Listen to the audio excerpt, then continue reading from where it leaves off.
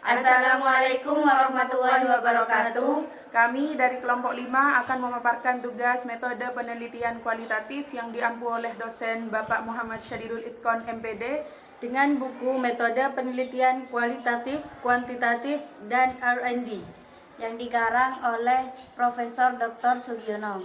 Baik, di sini saya akan menjelaskan bab populasi dan sampel. Dalam penelitian kuantitatif, populasi adalah wilayah generalisasi yang terdiri dari subjek atau objek yang memiliki kriteria atau kualitas tertentu yang ditetapkan oleh peneliti untuk dipelajari dan kemudian ditarik kesimpulannya. Sedangkan sampel adalah bagian dari populasi. Contoh dari populasi adalah jumlah guru pada suatu sekolah, jumlah murid pada suatu kelas, jumlah warga pada suatu desa, dan lain sebagainya. Dalam penelitian kualitatif, istilah populasi dinamakan sebagai social situation atau situasi sosial yang terdiri dari 3 elemen, yaitu tempat, aktivitas, dan pelaku yang berinteraksi secara sinergis. Selain itu, penelitian kualitatif juga bisa berupa peristiwa alam, tumbuhan, hewan, dan lain sebagainya. Seperti contoh, terdapat peneliti yang ingin mendalami penelitian tentang rusaknya tanaman. Hal ini adalah proses dari penelitian kualitatif. Sampel pada penelitian kualitatif bukanlah responden, tetapi narasumber, dan juga bukanlah penelitian statistik, tetapi penelitian teorisme, karena tujuan akhir dari penelitian kualitatif adalah untuk menghasilkan teori. Pada penelitian kualitatif, peneliti memasuki situasi tertentu, yaitu untuk melakukan observasi dan wawancara kepada orang yang dianggap ahli pada bidang penelitian tersebut.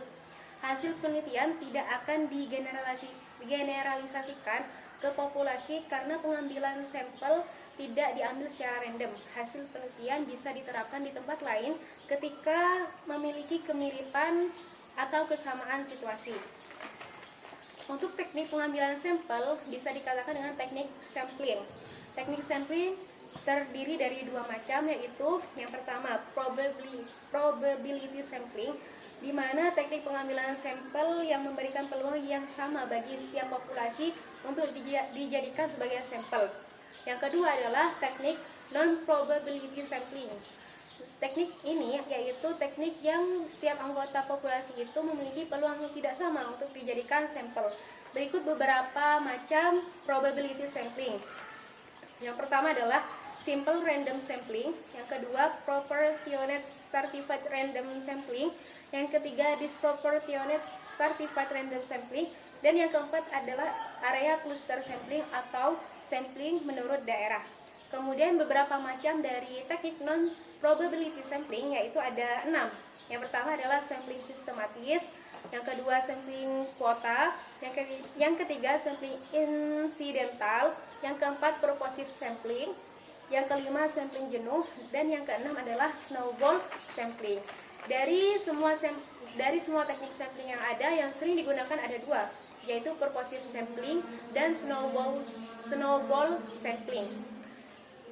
Teknik purposive sampling ini adalah teknik untuk mengambil sampel dengan banyak pertimbangan, sedangkan teknik snowball sampling yaitu teknik untuk mengambil yang awalnya sampel itu sedikit maka menjadi banyak, karena peneliti merasa tidak puas atas sumber data yang dia hasilkan, mencari lagi lebih banyak hingga akhirnya berbeda pada awalnya sedikit dan yang akhir datanya itu lebih lengkap. Kenapa dinyatakan sebagai snowball sampling? Karena sampling ini diibaratkan sebagai bola salju, yaitu bola yang menggelinding ke bawah, bola salju yang awalnya kecil kemudian membesar, seperti itu. Jadi penentuan sampel dalam penelitian kualitatif dilakukan saat peneliti sudah memasuki lapangan dan selama melakukan penelitian.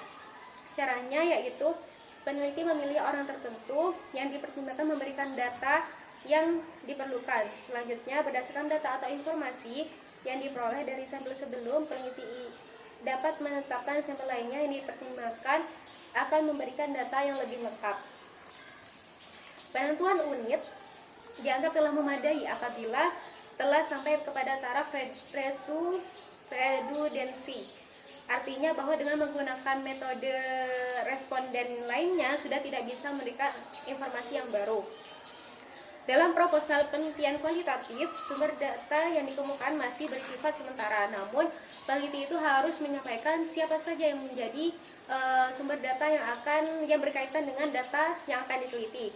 Misalkan akan meneliti gaya belajar orang jenius, maka sumber data yang akan menjadi sumber datanya yaitu orang yang dianggap jenius, guru pembimbing, keluarga, dan teman sebaya. Kemungkinan sampel sebagai sumber data atau sebagai informan sebaiknya yang memenuhi kriteria sebagai berikut. Yang pertama, mereka yang menguasai atau memahami sesuatu melalui proses enkulturasi sehingga sesuatu itu bukan sekedar diketahui tetapi juga dihayatinya. Yang kedua, mereka yang tergolong masih sedang berkecimpung atau terlibat pada kegiatan yang tengah diteliti. Yang ketiga, mereka yang mempunyai waktu yang memadai untuk diminta informasi. Yang keempat, mereka yang tidak cenderung menyampaikan informasi hasil kemasannya sendiri. Dan yang terakhir adalah mereka yang paham pada mulanya tergolong cukup asing dengan peneliti sehingga lebih menggairahkan untuk dijadikan semacam guru atau narasumber. Nah, jadi yang menjadi tujuan seorang peneliti yaitu adalah tuntasnya perolehan informasi yang sesuai dengan penelitiannya, bukan dari banyaknya sumber data. Jika peneliti sudah menemukan responden yang sangat ahli dalam bidang yang diteliti oleh seorang peneliti, inilah keuntungan besar bagi seorang peneliti untuk menyelesaikan tugas penelitiannya. Terima kasih. Sekian dari kami, semoga bermanfaat. Kurang lebihnya mohon maaf. Terima kasih atas perhatiannya. Jangan lupa like and subscribe-nya ya guys. Thank you for watching. Assalamualaikum warahmatullahi wabarakatuh. Dadah.